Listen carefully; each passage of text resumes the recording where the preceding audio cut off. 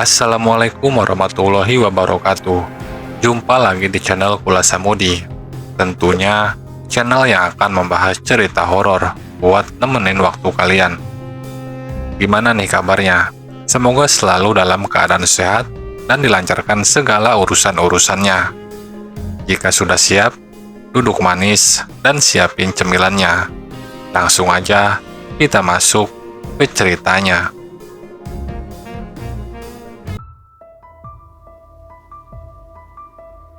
Malam itu hujan turun lagi. Ya, memang bisa dikatakan belakangan ini hujan sering terjadi. Namaku adalah Derva.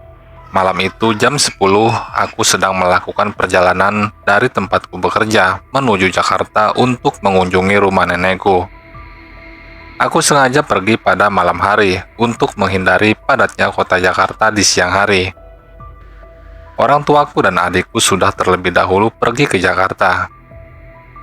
Karena aku masih ada pekerjaan yang harus diselesaikan, akhirnya aku pergi sendiri menggunakan bus kota. Pada malam itu, keadaan bus sangat ramai sekali oleh penumpang. Untung saja aku masih mendapatkan tempat duduk. Aku duduk di dekat kaca bis dan di sebelahku adalah seorang pemuda yang kelihatannya sedang murung.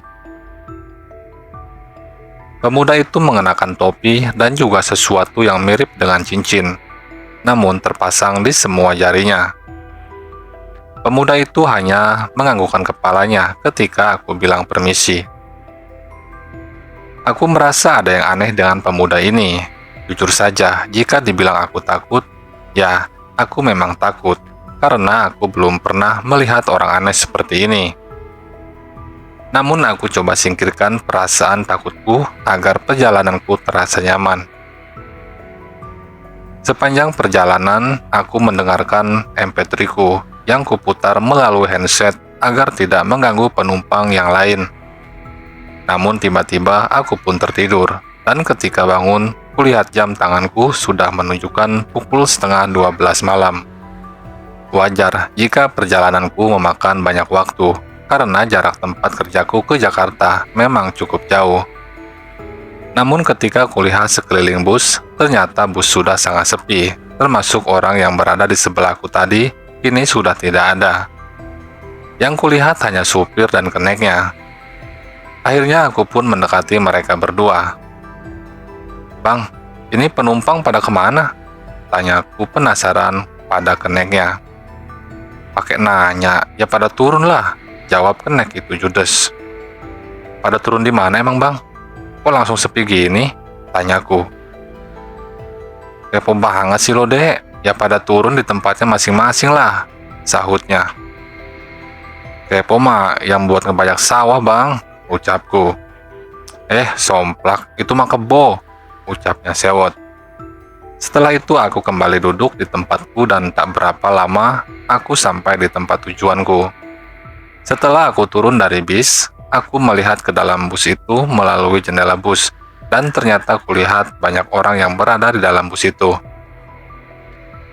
Aku seketika terkejut, karena selama tadi aku di dalam bus, keadaan bus itu sangat sepi dan tidak ada penumpang lain dalam bus itu, kecuali aku, kenek, dan sopir itu. Sementara ku singkirkan pikiran aneh yang dapat membuatku takut. Kulihat jam tanganku, sekarang sudah jam 12 malam, dan perutku ternyata sudah kelaparan.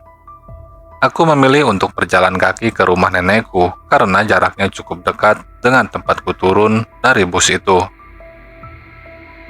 Pada saat perjalananku hampir sampai ke rumah nenekku, aku melihat seorang tukang sate pikul yang berjalan ke arahku. Dia membunyikan kentungannya untuk menandakan bahwa dia sedang berjualan sate. Memang terlihat samar bagiku, karena penerangan di sana sangat minim. Namun aku mengenali perawakannya. Dia persis dan memang mirip dengan orang yang duduk di sebelahku pada saat di bus tadi. Karena penasaran dan perutku memang sudah lapar, aku pun memanggilnya. Pada saat dia mendekat, aku langsung memesan 10 tusuk sate memakai lontong. Maklumlah, karena ini sate pikul, jadi memang satenya sedikit lebih kecil. Pada saat dia mempersiapkan satenya, aku pun memperhatikannya. Dia memang orang yang duduk di sebelahku pada saat di bus tadi. Dia mengenakan topi yang sama dan jam tangan yang sama. Sama seperti tadi, dia selalu saja menunduk dan tidak pernah menatap kepadaku. Rasa takutku sudah hampir mencapai puncaknya. Aku ingin lari, namun sudah terlambat. Aku tidak enak jika harus membatalkan pesananku. Namun ketika aku melihat apa yang sedang dipersiapkannya, itu bukanlah daging ayam, melainkan jarinya sendiri. Dia membakar dan memotong-motong jarinya sendiri. Seketika aku pun berteriak, sehingga dia menatap ke arahku. Wajahnya tampak hangus dan menghitam. Lalu dia menyeringai kepadaku. Tanpa basa-basi lagi, aku langsung berlari ke rumah nenekku dengan sisa tenaga yang kupunya. Untung saja, aku segera sampai ke rumah nenekku itu. Setelah masuk ke rumah nenekku, ternyata semua orang telah menungguku. Aku pun menceritakan semua kejadian aneh yang kualami tadi, dan mereka semua nampak heran karena setahu mereka tidak ada bus yang berhenti di tempat aku turun tadi, karena memang bus tidak boleh melewati jalur itu. Mereka juga bilang sudah mencoba menghubungiku untuk bisa mengetahui di mana posisiku agar mereka bisa jemput, namun tidak ada balasan dariku. Dan ternyata aku baru sadar, sedari tadi handphonku tidak ada sinyal. Dan aku ingat, aku masih menyimpan karcis dari bus tadi. Namun pada saat kulihat kembali dan kutunjukkan kepada semuanya, ternyata karcis itu berubah menjadi daun. Keesokan harinya, aku membaca koran dan mendapat berita tentang bus yang terguling dan membentur pohon semalam pada jam 8 malam di jalan yang sama pada saat aku turun semalam. Dikabarkan semua penumpang dalam bus itu tidak ada yang selamat, kecuali sopir dan keneknya. Bus itu terguling dikarenakan jalanan yang licin dan sopir yang mengantuk, sehingga tidak bisa mengemudikan bus secara benar. Sekarang aku mengerti kenapa semalam aku mengalami kejadian seperti itu. Tapi yang masih belum aku mengerti, kenapa aku bertemu hantu tukang sate pikul itu semalam.